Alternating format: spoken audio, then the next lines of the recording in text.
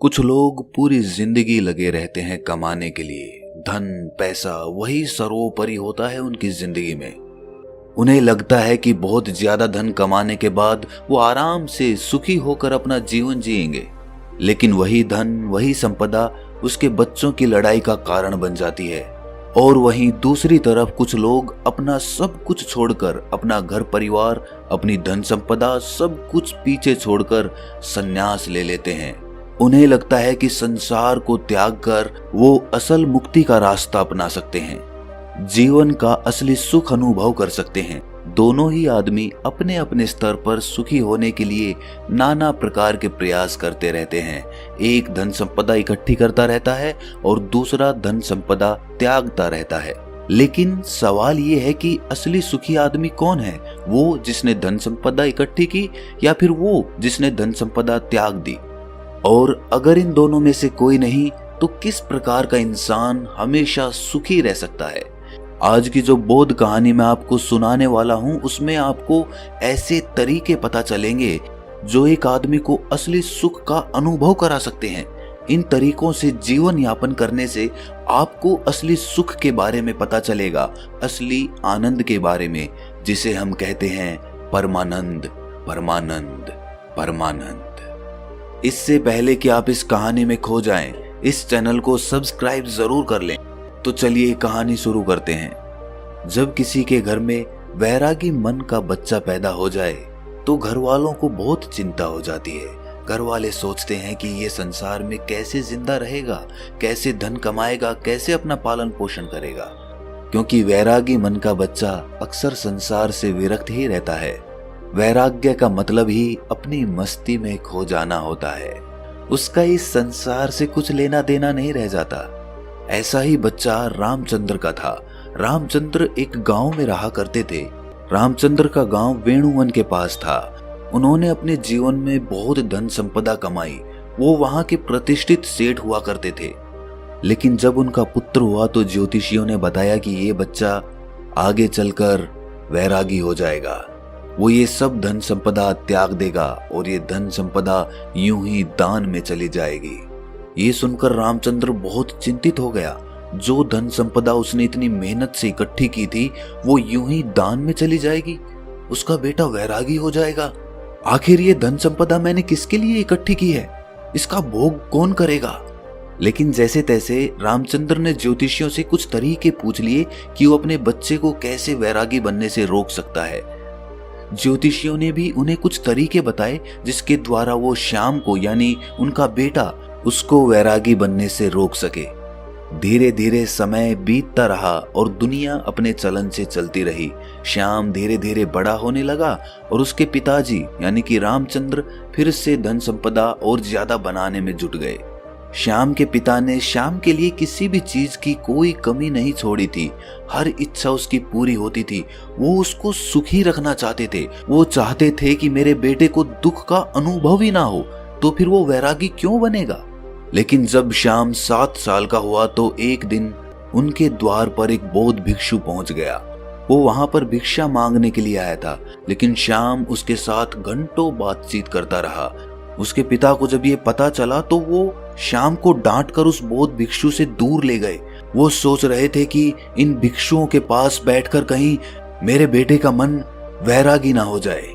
इसीलिए उन्होंने बौद्ध भिक्षु को डांट कर वहां से भगा दिया और अपने बेटे को समझाते हुए कहा कि बेटा, मैंने तुम्हारे लिए किसी चीज की कोई कमी नहीं छोड़ रखी है। तुम इन भिक्षुओं के पास क्यों बैठते हो? क्या मजा आता है तुम्हें इनके पास? मैंने तुम्हारे खेलने के लिए नाना प्रकार के खिलौने ला रखे हैं, इतनी दासियां तुम्हारी सेवा के लिए लगा रखी हैं, लेकिन फिर भी तुम ये सारी भोग की चीजें छोड़कर इन भिक्षुओं के पीछे क्यों भागते हो?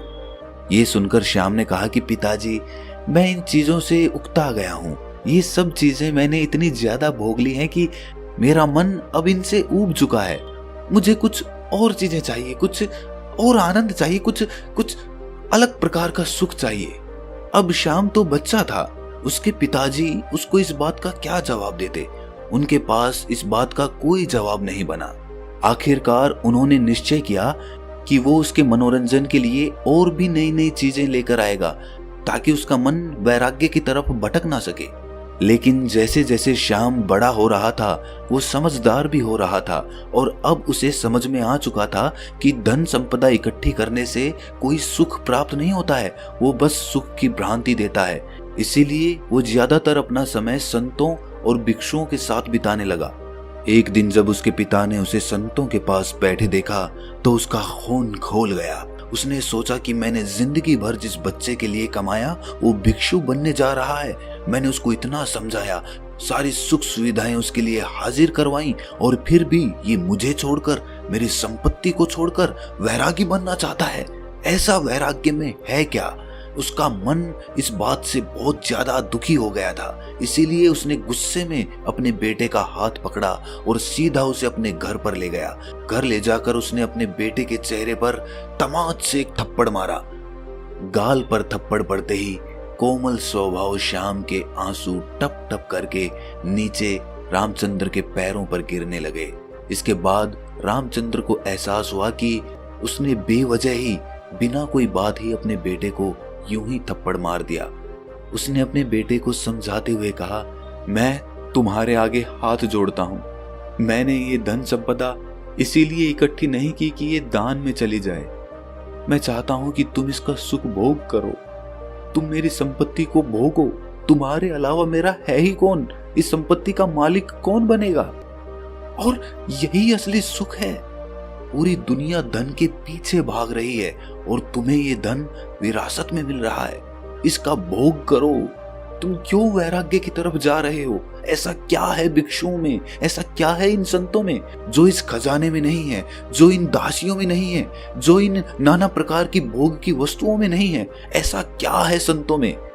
ये सुनकर श्याम ने अपने पिता से कहा कि पिताजी, मैं आपकी हर एक बात मानूंगा, बस आप एक बार आज शाम को मेरे साथ चलो। आज एक बहुत ही अच्छे संत का एक वक्तव्य होने वाला है। वो सत्संग करने वाले हैं, उपदेश होने वाला है ज्ञान का। आप एक बार वो ज्ञान का उपदेश सुन लीजिए। उसके बाद आप जो भी कहेंगे मैं आपकी हर आज्ञा का पालन करूंगा, पर आज शाम सिर्फ मेरे कहने से आप ये उपदेश सुन लीजिए। ये सुनकर रामचंद्र जोर जोर से हंसने लगा। उसने कहा कि ये कौन सी बड़ी बात है, मैं सुन लेता हूं प्रवचन, बताओ किस संत का सुनना है। लेकिन उसके बाद अपना वादा याद रखना। देखो श्याम, सिर्फ तुम्हारे कहने भर से मैं उस संत का प्रवचन सुनूंगा, अन्यथा मुझे इन संतों के प्रवचन में कोई भी मजा नहीं आता है। ये सुनकर श्याम ने हाँ में सर हिला दिया। शाम को दोनों बाप बेटे उस प्रवचन स्थल पर पहुंच गए जहां पर वो संत आज उपदेश देने वाले थे। थोड़ी देर बाद जब वो संत वहां पर पहुंचे तो सभी लोगों ने उठकर उनका अभिनंदन किया। उसके बाद संत ने कहना शुरू किया कि संतोष के फल बहुत मीठे होते हैं। जो आदमी संतोष का फल चख लेता है उसके मन में अपार शांति का उदय होता है। इंसान को जो कुछ मिला है उसी में उसे संतोष करने का अभ्यास करना चाहिए। कोई आदमी गरीब है तो कोई आदमी अमीर है, लेकिन दोनों में ही ज्यादा धन पाने की इच्छा है, ज्यादा धन पाने की लालसा है, तो दोनों में अंतर क्या हुआ। लेकिन जो इंसान जितना है उसी में संतोष करना सीख लेता है तो उस इंसान ने परमात्मा की तरफ अपना पहला कदम बढ़ा दिया। तो वहीं पर सभा में एक विकलांग आदमी बैठा हुआ था। ये सुनकर उसका मन उद्विग्न हो गया। उसने तत्क्षण उस संत से पूछा कि हे महात्मन, आप कहते हैं कि संतोष रखिए, मैं किस प्रकार संतोष रखूं? मुझे भगवान ने क्या दिया? मुझे तो हाथ पैर भी सही सलामत नहीं दिए ताकि मैं अपना पेट भर सकूं। अब आप ही बताइए कि मैं संतोष किस प्रकार रखूं? कैसे मैं अपने मन को समझाऊं? ये सुनकर उस संत ने मुस्कुराते हुए कहा कि बनते, असंतोष रखने से क्या तुम अपने हाथ पैर वापस पा सकते हो? ठीक है, मैं कहता हूं कि तुम संतोष मत रखो, तो उससे क्या फर्क होगा, क्या भेद पड़ेगा? अरे तुम्हारे हाथ पैर तो फिर भी नहीं आएंगे, लेकिन असंतोष की वजह से तुम अपने मन को, अपने चित्त को दुखी जरूर कर लोगे। इसीलिए तुम्हारे पास कोई भी विकल्प नहीं है संतोष के अलावा। तुम्हें चाहे मजबूरीवश या अपने मन के अनुसार ही संतोष पैदा करना होगा। उसी संतोष को पैदा करने के बाद तुम अपने मन की शांति प्राप्त कर सकते हो। याद रखना, जीवन का परम लक्ष्य एकमात्र होता है और वो होता है अपने मन की एकांतता। चाहे हम माया के सागर में पड़कर ये भूल जाएं कि जीवन का परम लक्ष्य क्या होता है, हम ये भूल जाते हैं। हम नए नए लक्ष्य बना लेते हैं। जीवन में ये प्राप्त करना है, वो प्राप्त करना है, जीवन में अमीर बनना है, प्रतिष्ठित बनना है, और यही लक्ष्य हम सर्वोच्च लक्ष्य बना लेते हैं। लेकिन ये सब माया का ही एक सागर है। लेकिन जिस दिन तुम माया के सागर को पार करके दूसरे किनारे पर पहुंचोगे, उस दिन तुम्हें एहसास होगा कि जीवन का परम लक्ष्य एक ही होना चाहिए, और वो है मन की शांति, मन की एकाग्रता, मन की एकांतता। और जब तुम अपने मन के एकांत को पहचान लेते हो, उसे अनुभव कर लेते हो, उसके आनंद को चख लेते हो, तो फिर व्यर्थ के लक्ष्य, व्यर्थ की चिंताएं, सब कुछ पीछे छूट जाता है और बच जाती है एक चीज, और वो है मन का एकांत। इसके बाद उस संत ने उस विकलांग आदमी से पूछा कि चलो तुम ही बताओ, अगर तुम्हारे हाथ पैर होते तो तुम क्या करते? क्या तुम उस वक्त खुश रहते, सुखी रह सकते? जरा सोचो, अगर आज तुम्हारे हाथ पैर आ जाएंगे तो तुम अपने जीवन में नए लक्ष्य स्थापित कर लोगे कि मुझे ये बनाना है, मुझे ये चाहिए, मुझे वो चाहिए, और उसके बाद वो नहीं मिलेंगे तो फिर से मन में असंतोष पैदा होगा। असंतोष का हमारे शरीर से कुछ लेना देना नहीं है, उसकी उत्पत्ति तो मन से होती है, चीजों का भराव तो मन से होता है। अक्सर मैंने विकलांग लोगों को हंसते हुए देखा है और हट्टे कट्टे तंदुरुस्त लोगों को रोते हुए देखा है।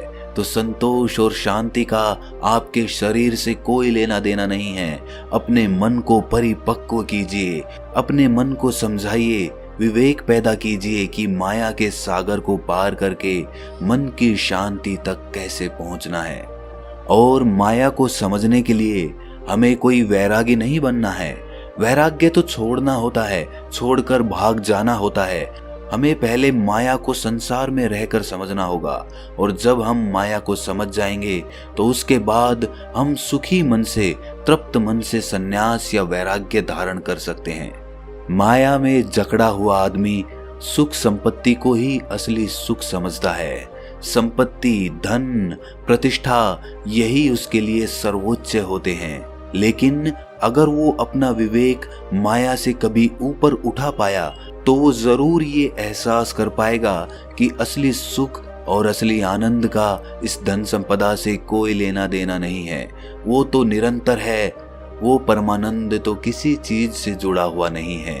वो तो सिर्फ परमात्मा के लिए है, उस शाश्वत सत्ता के लिए है जो उसको माया से पार उतार रही है।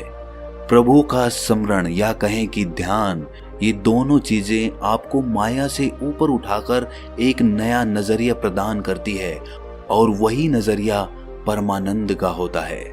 ध्यान और प्रभु के स्मरण के अलावा अगर हम प्रेम का रास्ता चुनते हैं, दिव्य प्रेम का, तो भी हम उस परमानंद को हासिल कर सकते हैं। और प्रेम का रास्ता ध्यान के रास्ते से कहीं आसान है। इसीलिए दिव्य प्रेम का अभ्यास कीजिए। वो प्रेम जो किसी चीज से जुड़ा हुआ नहीं है, जो स्वतंत्र है, जो आजाद है, जो सभी प्राणी मात्र के लिए है। 3 रास्ते जो माया से ऊपर उठाकर परमानंद की स्थिति प्रदान करते हैं, ध्यान, प्रेम और प्रभु का स्मरण। आप कोई भी रास्ता अपना सकते हैं, सभी रास्ते एक ही मंजिल पर पहुंचते हैं। आज की युवा पीढ़ी अक्सर अपना समय गीत सुनने में लगा देते हैं, फिल्मी गीत, सिनेमा इत्यादि में अपना समय बिताते हैं। लेकिन हमारे पूर्वज हुआ करते थे जो सुबह और संध्या दोनों वक्त आरती और भजन किया करते थे, ढोल बजाते थे, कुछ लोग गाते थे और साथ मिलकर भजन कीर्तन किया करते थे। एक सत्संग होता था। लेकिन आज की युवा पीढ़ी इन सब चीजों को पीछे छोड़ चुकी है। भजन, आरती, कीर्तन, सत्संग इत्यादि करने से क्या होता है? आप उन लोगों को अंधविश्वासी कहते हैं। क्या आपको इसके पीछे का विज्ञान पता है कि भजन कीर्तन करने से मन के कौन से द्वार खुलते हैं? चलिए मैं आपको बताता हूँ। जब भी हम कोई भजन कीर्तन करते हैं, उसमें शामिल होते हैं, तो उसमें हमारा चित्त शामिल हो जाता है। कोई आदमी बजा रहा होता है, कोई गा रहा होता है, कोई ताली बजा रहा होता है, और इस भजन और कीर्तन के साथ अपनी जिंदगी के अतीत की चिंताएं पीछे ही छोड़ देता है और उसी भजन में उसका मन लग जाता है। वो मन धुल जाता है, वो मन पवित्र हो जाता है, जैसे किसी ने हमारे मन को साफ पानी में धोकर बाहर निकाल लिया हो। ऐसे ही क्षण होते हैं ध्यान के, और वही क्षण भजन कीर्तन और सत्संग में मिलते हैं। इसीलिए आज के बाद कभी भी ये मत सोचना कि भजन कीर्तन और सत्संग सब व्यर्थ होता है। व्यर्थ कुछ नहीं होता, व्यर्थ होती है हमारी सोच।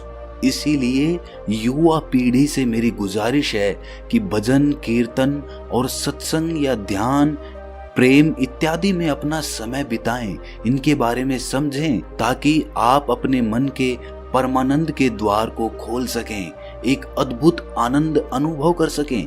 उसमें मेरा कोई फायदा नहीं है, ना ही मेरा कोई नुकसान है। मैं तो बस ये चाहता हूँ कि जो स्वाद मैंने लिया, जो स्वाद मैंने चखा, जो मुझे अच्छा लगा, वो दूसरे लोग भी चख सकें, वो भी उसका स्वाद उठा सकें। ये भजन कीर्तन सत्संग वगैरह आप अपने घर पर भी कर सकते हैं, अपने दोस्तों के साथ भी कर सकते हैं। जो समय आप गप्पे लड़ाने में लगाते हैं, वही समय आप कुछ नई कला सीखने में लगा सकते हैं। आप ढोल बजाना सीख सकते हैं, आप कोई भजन याद करके उसको गाना सीख सकते हैं। इससे आपकी कला तो निखरेगी ही, साथ ही आपके मन भी धुल जाएंगे। उनको एक अभूतपूर्व शांति का अनुभव होगा, एक प्रेम का उदय होगा, परमात्मा का द्वार खुलेगा। आखिर में एक बात कहना चाहता हूँ कि अमीर और गरीब दोनों में कोई भेद नहीं है। जब तक आदमी माया के सागर को पार करके परमानंद की अनुभूति नहीं ले लेता, और जिस आदमी ने परमानंद की अनुभूति ले ली, ना तो वो गरीब रहता है और ना ही वो अमीर रहता है। वो सम्राट बन जाता है, क्योंकि उसने वो चीज अनुभव की है जो एक अमीर और गरीब दोनों में से कोई नहीं कर पाया। इसीलिए एक मध्यम वर्गीय आदमी जो कि मेरी ये वीडियो देख रहे हैं, वो भी इस माया के सागर को पार करके परमानंद को हासिल कर सकते हैं। बस उन्हें अपने मन को एक नई धारा देने की जरूरत है, एक नया रास्ता दिखाने की जरूरत है। उसके बाद आप अपने व्यर्थ के लक्ष्य छोड़कर उस लक्ष्य की तरफ चलेंगे जो वास्तविक है, जो वास्तविक आनंद प्रदान करता है। और उसके बाद आपके मन की सारी भ्रांतियां टूट जाएंगी कि असली सुख कैसे प्राप्त किया जाता है। तो दोस्तों, कैसी लगी ये कहानी आपको कमेंट सेक्शन में जरूर बताना, और अच्छी लगी तो इस चैनल को सब्सक्राइब जरूर कर लेना। तो मिलते हैं अगली कहानी में, तब तक के लिए अपना ख्याल रखें।